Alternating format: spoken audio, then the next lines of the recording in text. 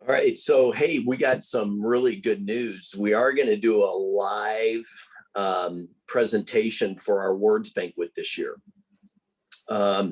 We have a date. It's March 30th, and we got it narrowed down to two venues that Greg and I are going to be looking at.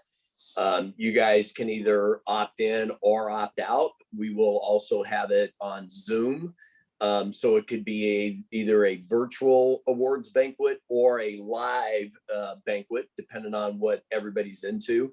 And I think you're going to see a lot of that, right? Even if as we start to open up sales meetings. So Greg, help me with this. I project that we will start having live sales meetings by June. It really depends, June or July. So it kind of depends on where we are at with COVID-19, where we are with the vaccinations, where everybody feels. But I think that we'll probably start at least holding smaller meetings and still doing a Facebook Live version. So everybody still has the ability. They can text in questions or comments. That way we can try to keep everybody engaged and moving forward like we have been.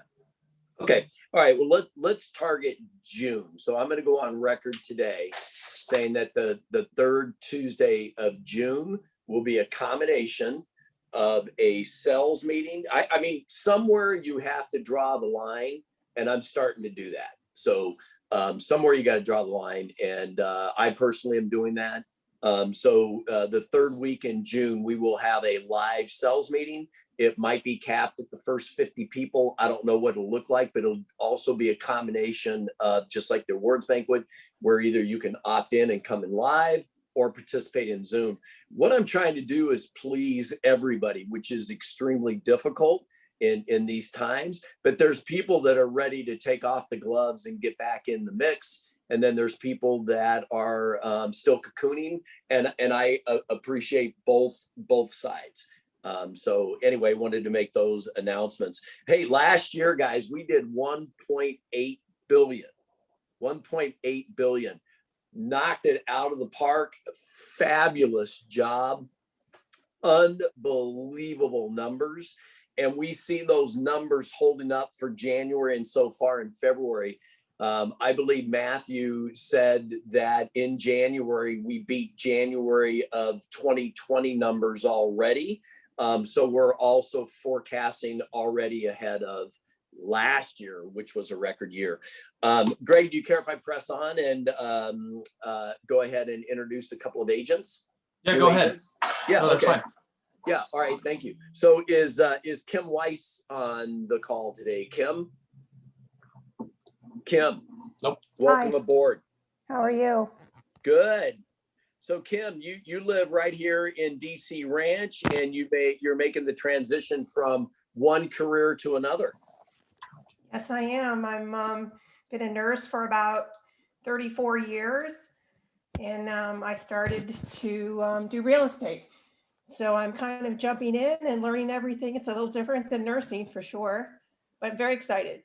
Yeah, and Bill Fuchs, I believe, was instrumental in getting you into our company. Is that right?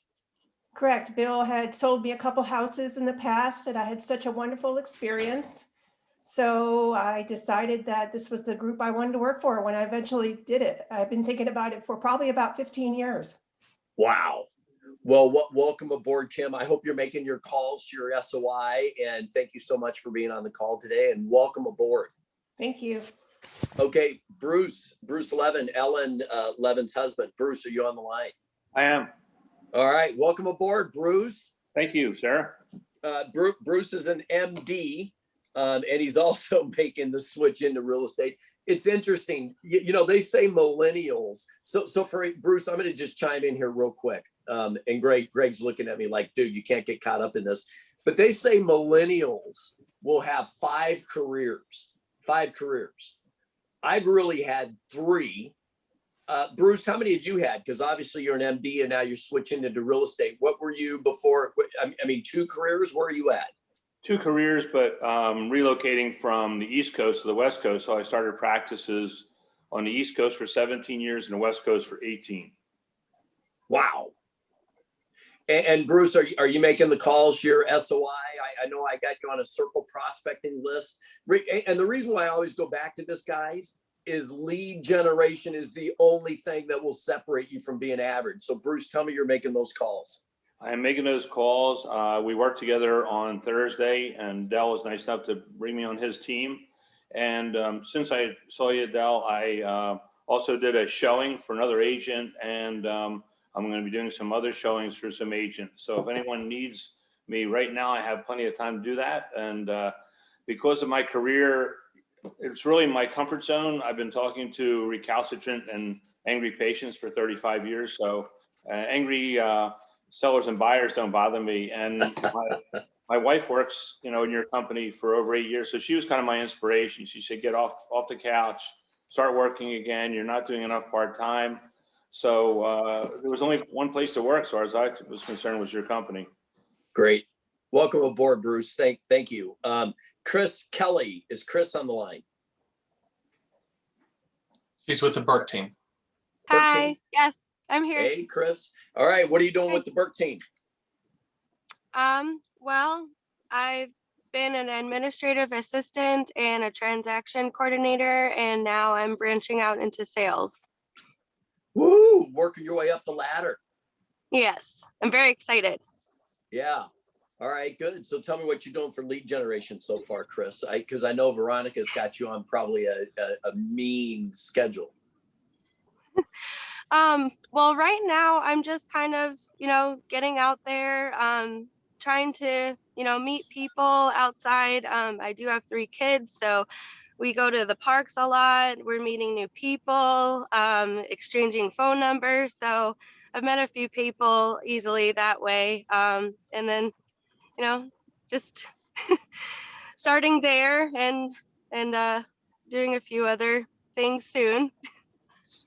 Good. Like social Good. media. Yeah.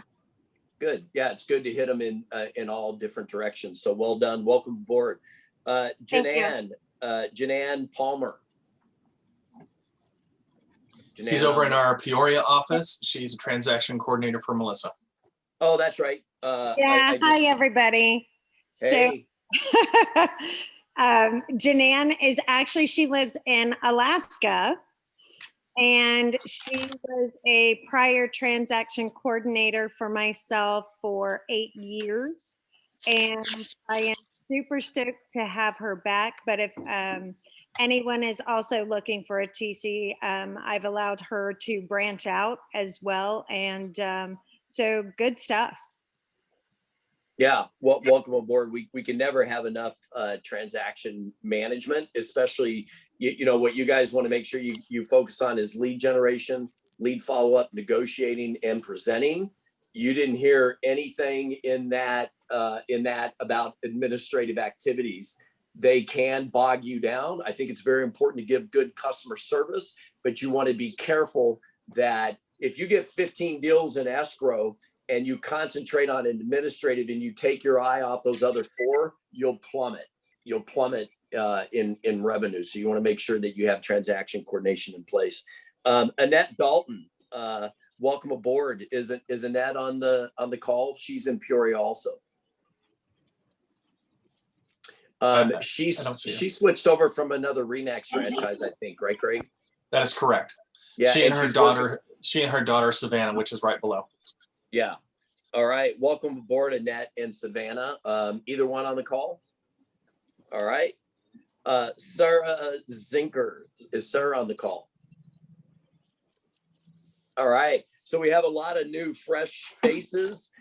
We're growing. Our agent count is right around 300 between office locations and satellite locations. We have 7. We do have, a presence now in Fountain Hills. The Peoria office, we did get a certificate of occupancy. Melissa, when's the grand opening for Peoria? We haven't picked a date yet, but we're going to do it in March, probably mid to late March. We've got a few things that we want to tidy up here, but we're super stoked. I mean, doors are open. I have ADT here right now installing our security, you know, and then we're handing out cards, you know, for the doors, things like that. So once we have that in place, we'll be doing our our soft opening. And then once the complex is fully done, then we'll do our massive opening then. Okay, very good. Melissa, thanks for the update. Okay, Greg, take us away. All right, everyone. Thank you so much for being here. We really do appreciate it. We are very fortunate to have someone that is just completely known throughout the whole Valley. And he does a lot, not just in the Valley, but you know, he's nationwide as well. He is the CEO for Armless, and his name is Matt Consaldo. Thank you so much, Matt. Good morning, everyone. It's a pleasure to be here with you. Stop by and chat for a few minutes, and more importantly, answer your questions. So, you know, spruce up those fingers and type in the chat box, or when I pause in a few moments, unmute yourself. We really want to make sure that the questions you have are addressed in this chat. I will start off by leading with the fact that yes, we are in a significant time of change.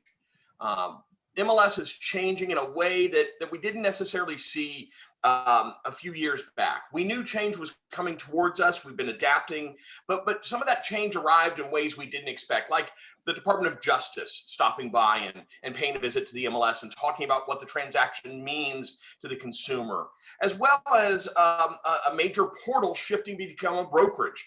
That was not widely seen on the horizon, and just some things like that. As we look at change right now, as what we're focusing on is we've had a couple major acquisitions happen in the industry, just some in the last day or two, some still unresolved. I got a press release sent to me in Dell's opening round of comments that CoreLogic's bid to be bought by a company called Stone Partners Capital may fail, and CoStar, which is a very large facilitator of commercial data, may be actually the one acquiring the largest MLS vendor in the nation. So just a lot of moving pieces from that respect. When I last met with you all, it was about a year ago, and we were talking about clear cooperation. There was a lot about clear cooperation, or what was also called at the time Policy 8.0, MLS Policy 8.0. There's a lot about it we didn't understand. And one of the things I shared with you before it became public was this idea of a shift to the coming soon status. And getting away from delayed entry into this coming soon. And now we've been in part of this coming soon and clear cooperation for well over 10 months now, a pandemic 10 months, but 10 months nevertheless, a market that's very strong and healthy with a very low inventory level. And one of the questions I always stop and pause and ask myself in audiences like yours is clear cooperation working for you all? Is the coming soon status working? Because that's the one that we have the ability to make changes to. We cannot reject, we cannot push aside this idea of clear cooperation, but we can make additional adjustments to coming soon status as necessary. So I always welcome that feedback, and we'll take a moment here and ask for some of that feedback. But if it doesn't surface here and you think about it, you can always shoot me an email. I'm easy to find. My contact information is all over the website, but it's also Matt, M-A-T-T, at armls.com. So with that, before I flip pages on my notes, I'm going to pause and see if anyone has any thoughts on the coming soon, positive or negative. We need to hear it all. Or if you have other questions that you want me to lead with and address before I chat about anything else. I'm kind of a little confused about it, Matt. Don Matheson here, in that, so we list a property exclusively, right? We sign the ER, and we got some construction going on. There's been some damage to the house, that kind of thing. So we posted as coming soon, which was supposed to do, right? Well, it's the coming soon trigger. Our notification of the MLS and any status trigger, Don, is once you start publicly marketing it. So if you put a billboard up on I-17, a sign in the front yard, or a social media campaign, there is a trigger that asks and requires the MLS to be one of your marketing channels at that point. if you have the house kind of shut down while you're doing this construction, this rework, and you're not publicly marketing it outside of the sphere of agents within your office, there's no need to inform the MLS yet.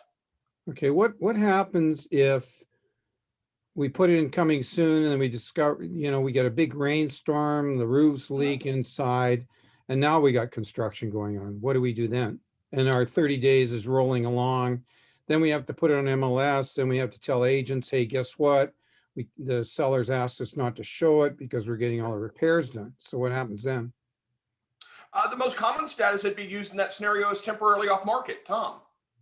Okay. Tom status is there. It doesn't accrue days on market, and the Tom status can be extended or pushed right into Tom from coming soon. And so if that window of time shuts, we can't expand that window of time. That 30-day window is kind of locked into the architecture. But we've had listings where folks have called us up and said, this is a problem. Some of them have chosen to cancel the listing at that moment, choosing to bring it back as an active listing in the future, or push it into temporarily off market. Right. Then if you run it as a canceled listing, you'll get a call from Dell and everybody else who's prospecting those canceled listings. And that's the problem for the seller. And then the other problematic, and many people have mentioned, is say, hey, I got a high profile guy, just wants to use us to get the property sold. They don't want to have their names on it. They don't want to be harassed. They want people driving by their property.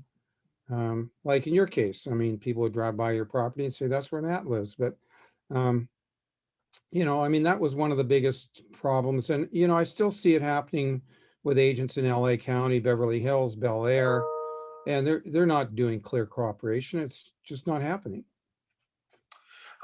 With regards to Arizona. Am I going to turn them in? I'm not going to turn them in. Are you kidding me? I'm not going to turn you in or anybody else.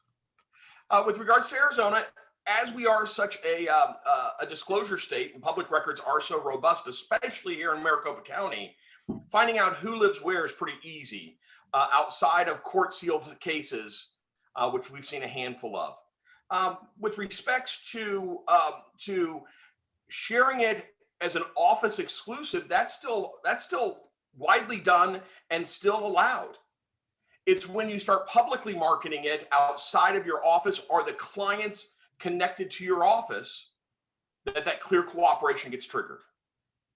All right. And we can debate the merits of it. No, it is what it is, and there's no debate, right? What's the debate? There isn't any. Well, not for me, because we are a realtor-owned MLS, and this is a national policy. And if we don't follow it, our owners get in a lot of trouble. And it's really not good when your owners are unhappy with you. I find as a CEO, when the owners don't like you, that doesn't work real well. And so this is a policy that is here. It's been challenged in court. It is lost in court. It is not going away. Yeah. Right. Just a couple quick questions. Sometimes, go ahead, Don. No, thank you. Sometimes my answers are not answers that everyone loves. I respect that. But they're consistent answers. They're answers that are derived from core data and facts. And there's unfortunately answers I have to stand by. Yep, you do. Agreed. Anyone else have another question? Greg, I trust you'll keep an eye on the chat box and address anything that comes in there. One of the things I want to share with folks is I know of some change coming up. It's not arrived yet. And I want to make sure that everyone starts thinking about it because it is going to impact us. And that is the Department of Justice stopped by, not just to us. Fortunately, they stopped by to all MLSs. And they're going to require us and you all in your public marketing to be sharing what the buyer broker commissions are. And a prohibition on providing the statement that your services are free to buyers. Because in essence, the Department of Justice said that's not an accurate statement. So one of the things you'll start to see after this has been approved by a judge is on the public reports of the MLS, you'll see the commission information starting to be printed on those, just like they are printed on the agent reports at this time. And in your IDX feeds, the websites that you use to connect with clients and the public, you will see that data available to you. You're not required at this moment, from the last reading of documents I saw, you will not be required to display it, but I will be required to provide it to your technology vendors. This change, I suspect, will arrive somewhere around midsummer to late summer. There's a couple hoops that have to go through the courts, and then it has to be approved by the NAR Board of Directors. But it is a change that's coming. It's a change I want to make sure offices like yours are starting to think about, how does this fit to our future marketing plans. There's another aspect of that that everyone wants to poke at and talk about, and that is the fact that the Department of Justice says that non-MLS subscribers have to have access to the lockbox system. I wouldn't particularly worry about that one at this moment. That does not mean that your sellers have to open the door to non-licensees or to folks that you don't like or you're unfamiliar with. The seller always controls that process first and foremost, but the judge and the Department of Justice have said that they must be a licensee as determined by the Arizona Department of Real Estate, not the California, Oregon, or Washington. It's local real estate professionals. And we have a thing in Super called the Call Before Showing Code. I trust you're all familiar with that. And I predict, this is not done yet, but I predict that the keys that these folks will have as licensees but not MLS subscribers will have that call before showing restriction. A lot of minutia, a lot of fine detail, but it's coming, and I like folks to be prepared. All right, Matt, we had one come up about Zillow buying showing time. I'm sure you were going to get to this, but let's go ahead and talk about the elephant in the room. Certainly. I was waiting to see how deep into the conversation we could get before it came up. Let's first talk about the fact that around the first of the year, Zillow shifted from a media company to a brokerage. We all know that. We've all read about that. That shift really surprised me. I was unprepared for that when they announced that in 2020. So far, it's gone pretty well. They've had some really odd technical glitches with their website with regards to displaying some past sales history, some agent sales history, some agent reviews. In my opinion, those have all been unintentional. There's nothing they benefit from having those technical glitches. I think they've worked through all those. And just about the time the dust starts to settle is an issue where they buy showing time, which is really one of the last showing services out there. There's about 5 at one point, and slowly either they merged with somebody else or showing time bought them. And Zillow came forward and bought them for a very large check, a check with a lot of zeros behind it. And a lot of folks are wondering why that's happening and why Zillow would do this. And I can't speculate on their business plans. I can tell you what ARMLS's future and vision and thoughts are. First of all, showing time is not required. You do not require it to be used, so no one has to use it. Secondly, you do not have to put your client information in there. You can just schedule the showing. And that in and of itself is data. And I understand that we have to be concerned with data use. So much so that our contract has multiple paragraphs on how that data can be shared with its owner and how it can be used for derivative products. And there's nothing that Zillow's parent company could have of that data at this time. Our contract is bulletproof. That contract expires around the first of the year. And I know that I would speak very strongly against surrendering that contract to any changes that would allow them to mine that data differently. And I know our board of directors would want to hold that true too. So we are looking at what showing services we could adopt between now and the first of the year as an alternative for our agents. We're part of a collective called MLS Aligned, which is a group of 5 MLSs that have some capacity to write some technical software. And we've met 3 times on this topic already, and we'll continue to meet in the next 10, 12, 14 days to vet the choices in the industry, to vet what we have within our own technical shops. So I don't have anything definitive to say this is our plan, but I will tell you that the ARMLS Board of Directors meets on Monday. It is on the agenda to talk about. We are having technical conversations with everyone in the industry. We're looking at our peers. And we are going to figure out what the best future for the ARMLS subscribers and users going forward. At this point in time, I have great faith and great belief that no one has access to the data that shouldn't because of the way the legal agreements are written and the people involved. Might those agreements try to be changed, and might the people change? Yes, which is why we'll plan for a different future. I trust that was a complete answer. It was a lot of I don't know yet, but just like when I was here with you last year, I didn't know what coming soon would look like, but I had some good ideas, and I told you what the ideas were, and that's what happened. This is the same type of idea. Your timing is interesting that you're catching me before things are finalized, 2 years in a row. But I think we'll have a pretty good future.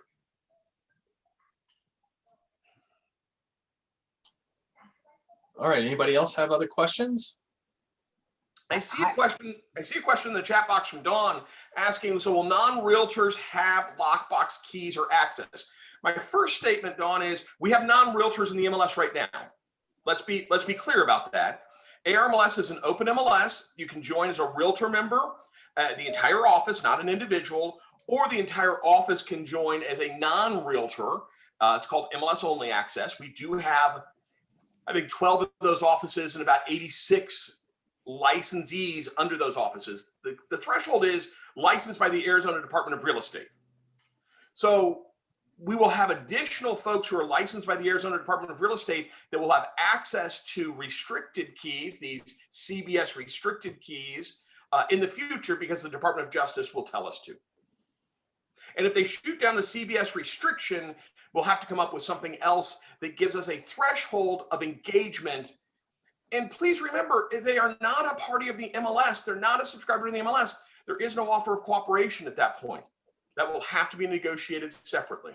And likewise, we could see some of our members here in the Valley go to other parts of the state where they're licensed and look at transactions in the state. I always encourage you to have broker engagement and broker approval to do that.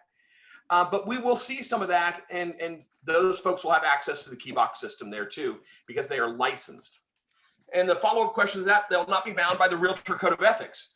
Our MLS only folks are bound by the ARMLS rules, and we mimic the process and the values instituted in the Code of Ethics within our rules base. So they are required to follow not only the intent and the letter of ethics, they are required to follow the arbitration and mediation and dispute resolution processes set up by the professional standards of the Realtor Association, regardless of what path of membership they choose with us. And the reason why we're an open MLS is we are a top 10 MLS in the country, and there's 2 precedent legal issues dating all the way back to the 80s that shine a pretty dark light on MLSs being realtor exclusive in a market such as ours and the dynamics and size of ours. It's the Thompson and the Paulson cases coming out of California and the Carolinas. All right, one of the next ones, I'm just going to go back to the coming soon. Sorry that we have to go back, but that it's basically coming soon seems to freely allow agent showings. What is your thoughts on that process? One of the things delayed status did not do was allow showings. There were properties that were transacted in the delayed status sight unseen, and in the inspection window chose to go forward or not. When we came to the coming soon status, it was widely asked that agent showings be allowed. And that's what's happening. So they're allowed in the full 30-day window. We've not received a tremendous amount of feedback against that at all. We have found that there is no statistical difference truly in our eyes between the amount of transactions that were covered by a dual agency environment now or then. I think any statistical change is really a change in inventory level. Our inventory is so tight that there's a lot of transactions happening in a very short cycle. And I think we really have to judge what's happening when we have a little bit more inventory in the marketplace. But I don't see any effort, and I've not read feedback coming into our feedback loops at ARMLS to take away the showing opportunity in coming soon. So will that also include open houses, that if they're doing coming soon, they can do the open houses throughout the entire marketing period? Yes, but remember, a coming soon does not transport out to any of the national syndicators. So one of the things that people find value with an open house is the ability to transport that knowledge to some of these display sites that are non-realtor display site, like realtor.com and homes.com, as well as others. And as a coming soon home, it does not transport. It only is shareable, and it doesn't even go to your IDX sites. Coming soons are shareable by email subscription or by client portal. Otherwise, they're fairly rooted in the MLS. Only when they're on an active status do they start to distribute to that larger circle of data distribution. Okay. The next one I have deals with transaction desk. Is there Excellent. anyone in particular that we could reach out to, or these agents can reach out to, about ARMLS forms? There are some issues, I guess, with the connection, and when they've called in the past, it seems that they've been bounced around from transaction desk to ARMLS, from ARMLS to transaction desk, and no one has a true answer. And Arizona Association of Realtors is another group that you'll be bounced around in that. Right. And the reason is we don't actually have a contract with Transaction Desk. They're a company that we're very familiar with, but the contract is actually the Arizona Realtors has the contract with Transaction Desk. So if there's a technical issue or an issue that is contractual, we have no voice in that. We provide our forms to that solution so that that solution can be as complete as available for users. But we do struggle a little bit with the fact that we're not a party to the agreement. We're not a party to the vendor. We would love to solve any problems that we can. And here's one of the challenges I'm finding, and I think there's a light at the end of the tunnel. There are 10 MLSs in Arizona. And when you take a tool like Transaction Desk the state is providing, and you have 10 different sets of forms in there for the MLS and 10 different data sets, I think when we get grumpy and argue about something and get them to change it to the benefit of us, it breaks two other folks down the trail. And then they get grumpy and they complain that their form is broken, and suddenly our form gets broken again. Or some of that connection where you transfer data from the MLS into the form. And why I think there's a light at the end of the tunnel is the Arizona Realtors Risk Management Committee just completed a potential statewide, let me rephrase that. They just completed an ER and EA form that they're making available to all 10 MLSs at no charge. It's a pretty good form. It's out and available for folks to look at. It's past the comment period. In fact, I see Sandy holding one up now. The board of directors for ARMLS is going to vet that and have that discussion on Monday, and we will choose if we're going to adopt that form. If we all adopted a common form, that would solve some of these problems that we're having with Transaction Desk, I believe. And if we started calling some of the things in the back end, like bedrooms and bathrooms and lot sizes, similar names, that might solve some things too. But let's work on the form first.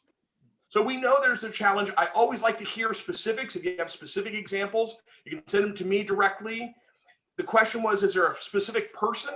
We have a technical team that's coordinating the efforts with Transaction Desk, but sometimes we don't get what we want because they're not our vendor and we don't pay them anything. Perfect. The next one I have is possible participation with other MLSs in the state, such as Flagstaff, Sedona.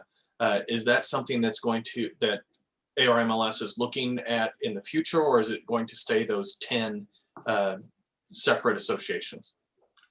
I got $1 that says we have 10 MLSs a year from now.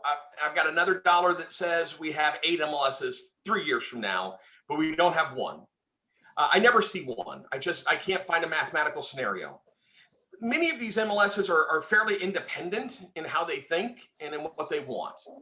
Here's our stance. And so as you go to other communities, as folks like Dell and Sandy and Greg go and talk to your peers in other markets in the state, here's the statement you can make clearly. And that is ARMLS is always open for a data share. And we feel the only data shares that make sense are the ones that extend the offer of cooperation and compensation.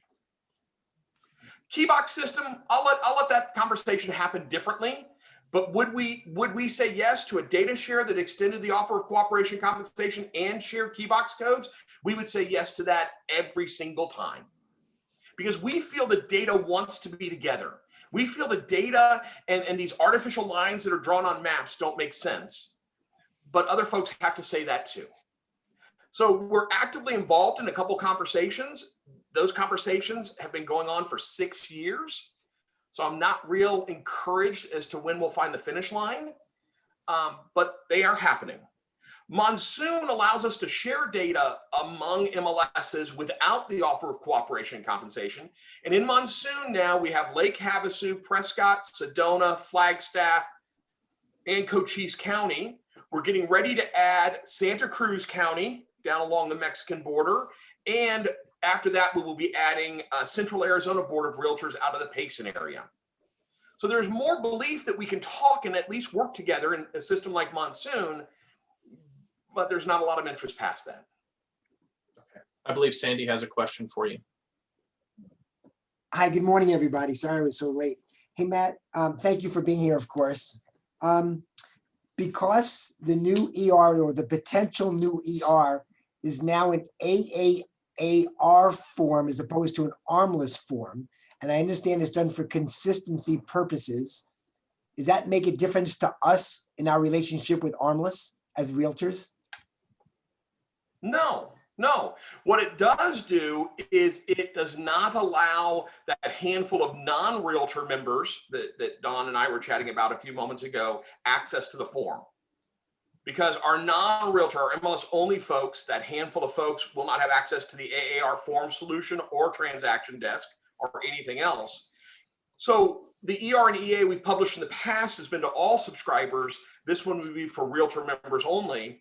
We understand that that's a step backwards, but the consistency of a statewide and the eyes on the form on a consistent basis, frankly, we're not great at it. And we don't keep an eye on it as consistently as somebody like AAR does. Right, and I'll say from a broker standpoint, we do a lot of business up in Flagstaff, and they are in a different MLS system. So when we check their ERs are very different from ours down here.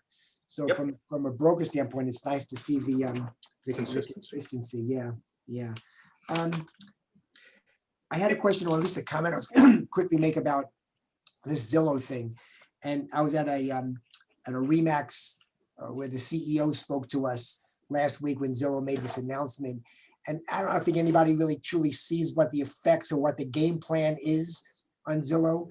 But, the general consensus for right now, what I'm hearing is, we're just realtors on the streets doing our business. And that level of Zillow and showing time is so many layers above us that I don't know how it affects us today, with us doing our business on the street. So my only suggestion is just keep your nose to the grind and just, march forth, and it's going to happen whether we like it or not. It's going to happen. It's my takeaway from the industry. Okay, I know that we're getting close to the time limit that Matt has with us today. So does anybody have one last question that we can give Matt? I do, actually. So I'm not at a loss for words, guys, right? So I'm going to talk a little bit, but we're going to have a separate meeting about this new Article 10 NAR Code of Ethics, because that's going to affect us personally as well as professionally. It's a big deal. And I'm not asking you to like it. I'm just asking you to understand it. But Matt, my question to you is, does that affect us in the way we write our descriptions of properties? You remember back in the day, there was the magic words we couldn't use, right? Beautiful mountain views, you couldn't use it because sight impaired people were being discriminated against. Walking to the local church, you couldn't say certain things, and the pendulum really swung one way, and then it kind of came back to center again. So my question is, with this new NAR standard operating procedure, with Code of Ethics and words, is that going to affect the way we describe properties in our descriptions in the MLS? The short answer, Sandy, is no.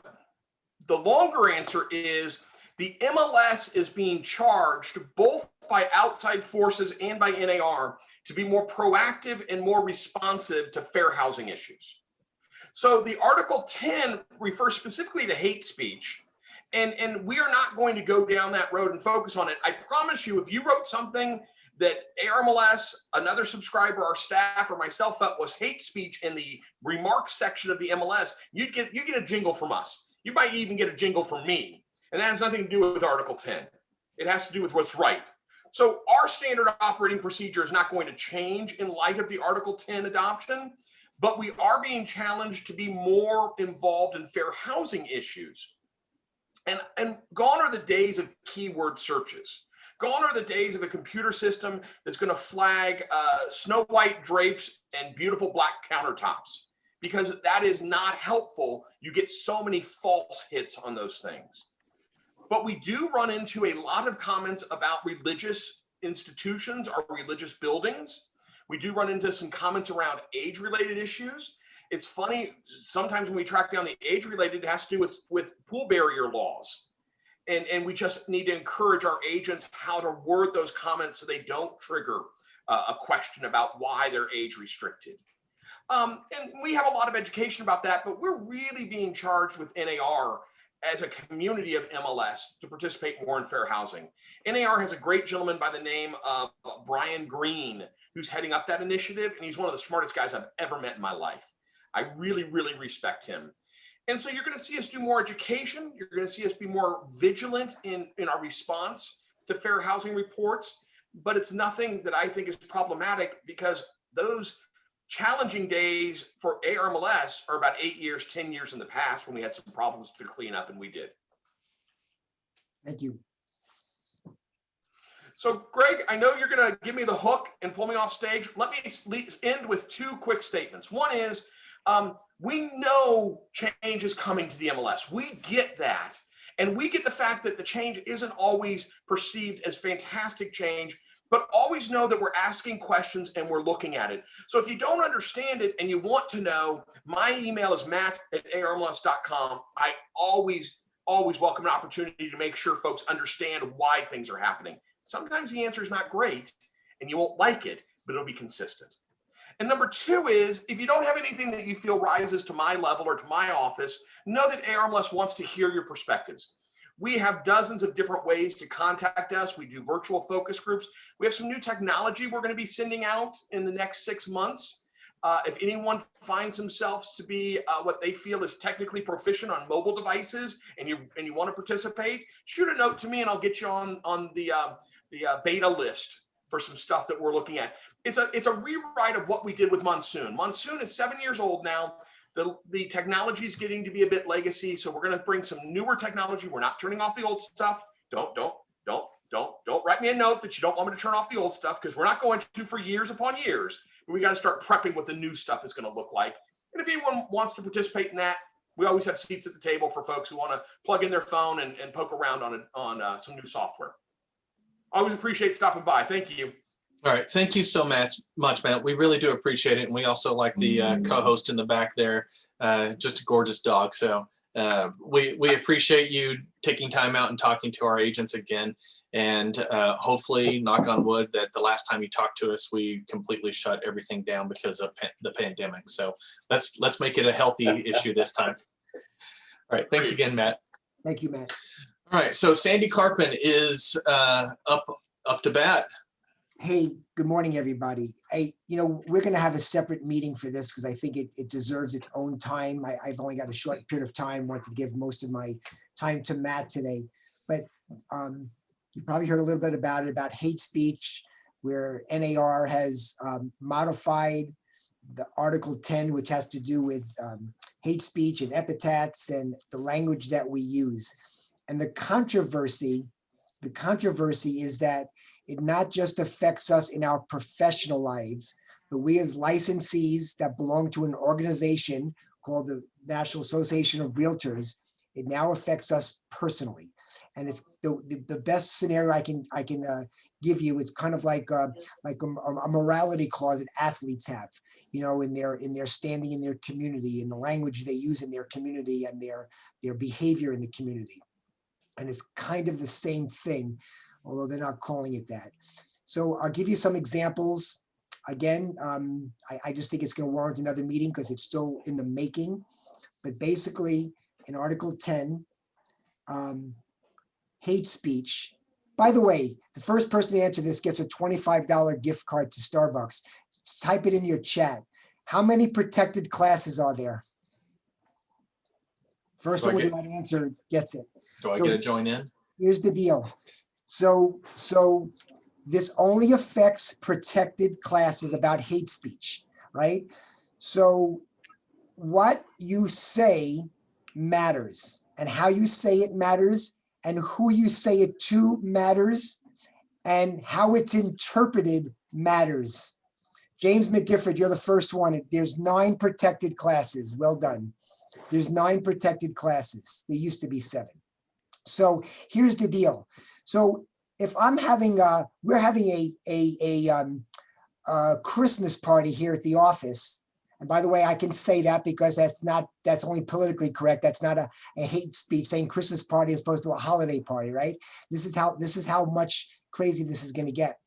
And Greg tells me an off-color joke about a ethnic group. Okay, just me and Greg talking, and he tells me a joke. And let's see who's in the room here. And Tara hears the joke, and she's offended by that joke. And she interprets that joke to be hate speech. And she wants to bring a violation to Greg because of the language and the talk that Greg talked about in this joke. Greg could be brought up on charges and found in violation of the code of ethics. Because in part, the person that was offended, not the person that Greg was talking to, but an outside person that might have been offended by the language, has the right to bring up charges for a violation of the code of ethics. Now, you might think that's crazy, and I think it's crazy, but right now that's the way it's written. So now, code of ethics, that goes to the grievance committee, and there's a panel hearing, and Greg is brought up on this hearing. And Tara and me, and we even support Greg in testifying that it was done in a jokingly manner. This is the relationship that me and Greg had in the last 12 years that we've worked side by side together, blah, blah, blah. The panel gets to determine if that was considered hate speech or not. Not Greg, not me, the panel. And you can take that same scenario and bring it to a different panel and get a different response. I know it sounds crazy, but this is the way this standard procedure on the Code of Ethics is written. Now, in the same scenario, Greg tells an off-color joke, and the joke is about, I can't think of an example right now, but it doesn't affect any one of the 9 protected classes, then that's not a violation. The violation is only with language, hate speech, epithets used against the 9 protected classes. So if you make that speech against, if Greg told me that same joke against, and rather than using a religion, he used Don Matheson and he used his name, Don Matheson is not a protected class. How about we go U of A in Arizona? Yeah. ASU. How about that? Yeah, I'd like that Don at Remax Fine Properties is now a protected class. We'll put that in our manual. The point being, it's now affecting our personal lives, right?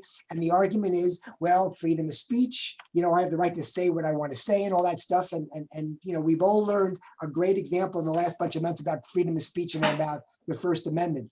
It only applies to governmental agencies and institutions. It does not apply to private businesses. It does not apply to associations. The National Association of Realtors is an association that we all voluntarily belong to. And their rules are, these are the rules.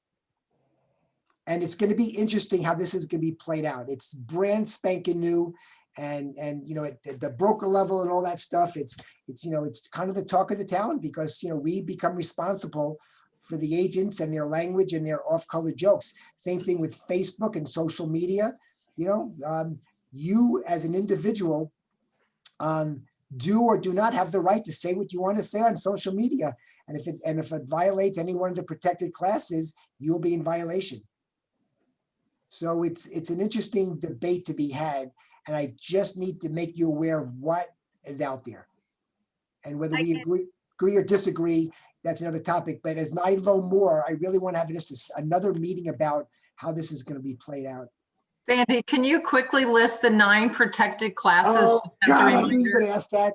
Okay, so it's James, since you got the $25 card, you do it. Jim McGifford, go ahead. Okay, so I'm probably not gonna get them. I mean, you know, without looking at my book, I know it was 9 from because I got to teach it, of course, in the classes. But you know, it's all the original ones. You know, race and religion and Okay, I'll do it. That's okay. I'll get you off the hook. I'll get you off the hook. It's race, color, religion, sex, handicap, familial status, national origin, sexual orientation, and who can tell me the 9th one? Age, Nope, veteran status. nope. Race, color, religion, sex, handicap, familial status, national origin, sexual orientation, and gender identity. That's the newest one. Thought you already said that. Jim, you owe me $10 of that $25 card. So those are the 9. And so, you know, again, so political party, Heidi, nope, not a, and that, by the way, that was the example used. That was exactly the example used. That I don't like the polka dot party. They're ruining America. They hate Americans, whatever it was. That was the example used. Political party is not a protected class. Sandy, I think one of the things that I know that I was taught a long time ago when I first joined, we are real estate agents 24/7. And what we say matters out there, whether we like it or not. We are part of, you know, a professional career that we're on 24/7. So, you know, we just need to be, right? It's hard because, man, we all get passionate about things. Right? I mean, we're all there. But listen, Hey. athletes do it all the time, right? They have a morality clause, you know, in their contracts. They get a DUI or they, you know, Yeah. And there's the old thing that generals and officers have of, you know, unbecoming of an officer, right? And then I'll give you guys one statement that'll always keep you out of trouble. Sell the house, not the individual. You know, so yes, you can sell the community, but be careful when you start selling the community because, you know, what percentage of the community is X? What percentage of the community is Y? You know, when you get into demographics. So just sell the house. Right. Always sell the house and it'll keep you out of trouble. Heidi, I love your comment. No, Zillow is not a protected class. So you can say all the shit you want about them, Heidi. Oh, you can. They're a brokerage now. It's a code of ethics that's code of violation ethics issue. to That's true. put down Zillow.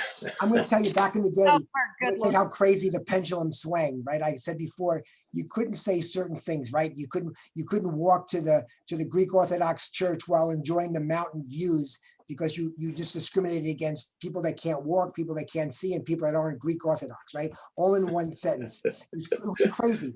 So I remember this big meeting we went to in typical Sandy fashion. I said, I understand that you can't say those things, but here's what you were allowed to say. Here's what you were allowed to say. Take Scottsdale Road north to the Greek Orthodox Church, turn right at the foothill of the mountain, and you've arrived at the destination when you see the sign that says Greek Orthodox Church, because you didn't define a person or a thing, you gave them directions. And you use those as landmarks, not as a subject, right? How crazy is that? That was legal. That's how crazy things got, you know, back in the early 90s. So. All right, Sandy, you got anything else? No, did you guys talk about the awards banquet or anything yet? Or We did. Yes. We did. March 30th, mark the date. either Zoom or live, whatever you prefer. We're not going to require anything else other than that. We're going to figure out a way to social distance and have an awards banquet. Right. Okay. And then after that, I'm good. So thank you, everybody. Thank you so much. We do have a few other announcements or reminders that we want to make sure that everybody knows. I said it earlier at the beginning of the meeting, there was a lot of people who weren't there. So Jumpstart is today at 3 p.m. on Bouge. And then agents that signed up with Matthew for auto pay on their monthly invoices, if you signed up with him and you gave him permission, he will run the card for you. You do not have to pay it. You're still going to get an invoice so you know exactly what your charges are each month. And if there's anything that's on that invoice that you don't recognize, please reach out to Matthew or myself and we'll take a look at it and we'll try to figure out what's going on, but we'll make sure that we make it right for you. So you'll get the invoice. You don't have to pay it because you've already signed up with Matthew and he'll run it. If you have not signed up with Matthew, you will still have to go on and you will still have to enter your information. Okay, Andrea's in the background laughing. Love it. Oh, can you hear her? Sorry. Linda, yes, go ahead. You're on mute though. Trying to get it off. There I am. Hi. Dell and Sandy, and what do you think about the R4, about what's coming up with REMAX with R4, about doing the virtual? What are your feelings about the money being spent for that, since it's going to be so different with the convention this year? Do you have any thoughts? You know what, I really don't. I personally am highly likely going to attend. You know, I got a little bit of cabin fever going on. But I'm also feeling bold because I was lucky enough to get the first vaccine. I got my second one February 22nd. So, you know, I think that there are a good portion of people that are going to attend. Nick Bailey mentioned to Greg yesterday, they're about 90% at capacity, right, Greg? So there's only about 10% left. That's correct. So if you're going to be there in person, you might want to look at it right away. There's a lot of the classes the very first day that have already at capacity, but the other 2 days are much more open, so you still have that opportunity. I know Sandy and I have already signed up for the virtual. We'll still do it here in the office or at home, one or the other. But Sandy and I are doing virtual just to make sure that we don't bring anything back. Linda, I think it's worth it. You know, I always go wearing a couple of different hats, and, you know, from the broker standpoint and then from the agent standpoint, but I think it's worth attending, even if it's virtual. You know, you're not gonna have that same camaraderie and all that, but I think it's certainly worth it. Okay, I just wanted to get some feedback about it. I was planning on doing it virtually, but I wanted to get some feedback. Also, you know, maybe encourage some other members of the community to do it also. All right. Go. Anything else, Linda? I'm sorry. Okay. I just want to say thank you to all of our marketing partners. Remember, they are our partners. They are in with this. We're thick and thin. So I just want to say thank you to all of them. We have Sharon Wolferman with AJF, Jim Zimzonic with Boulders Realty Advisory. He's the commercial guy. Tiffany Teradash with CNN, Ben Tobias, Kate Coleman with Fairway, and we also have Julia Walker with Fairway. Get Your Move On, Derek Green, Jason Kill with Roofing Solutions, Rebecca Niesick with Allstate. Then we have Allie Flath and Jill Bright with Chicago Title, Frank Finelli and Colleen Davis with eBroker Match, Jen Weller, Tor Peterson, and I don't know if she's still on here. So with Fidelity National Title, Dennis Nobley with Horizon Inspections, Jeremy Mueller, State Farm, Deanne Martin, Azing Realty. I'm sorry I'm going so fast, but I know we're short on time. So Bart Patterson, Clear Title, and then Mary Boy and Slakey with Fidelity, Tara Carter with Old Republic, and Julie LaRaza is with Stewart Title, and right across our parking lot. Dell, wrap it up for us. One pretty bow. All right, so 66% of the deals that agents do that do 30 or more deals a year are usually from somebody that they already know or somebody that they know that are giving them personally a referral. So, almost just right at 2/3, right? So 2/3 of the deals that are done of agents that do 30 or more are on a really tight sphere. So what I wanted to share with you today, and I'm going to send this to everybody that's on the call today in a print, 30 reasons to call your business base, right? So I'm going to give these to you fast, but you're also going to get it in writing. It was nice to have met you the other day. You might like this article, right? Nice to see you again. Just read this great book called Let's Get Together Soon. I heard a compliment about you. Was thinking about you. I've got an idea for you. Happy birthday. Saw your ad online. Happy anniversary. Good news. Merry Christmas. Happy holidays. Happy New Year. Happy Easter. Happy Thanksgiving. Just listen to this podcast and wish you the best New Year ever. Blank reminded me of you. Happy Easter. I need your opinion. Happy Halloween. It's been a while. How was your day? Just saw a good movie called Thanks for Your Business. Thanks for the referral. Thanks for introducing me to. I'm going to take a quick moment on that. I was in the men's member guest tournament the other day, and I was turning the corner, and we were already about 2 holes late. And I ran into a guy named Tom Fitzpatrick that gave me a lead about a year ago, a guy named Ginsinger. Not only did Ginsinger come in and buy, but his son from Illinois was right behind them. And I sold 2 houses in the 800 to million range from another member at our the club that I belong to. I slammed on the cart brakes, jumped out of the car, and told Tom the good news, Tom Fitzpatrick, that gave me the referral in person, and told him how much I appreciated it. I got an extra ticket too. I heard about your new job, grandchild, whatever, right?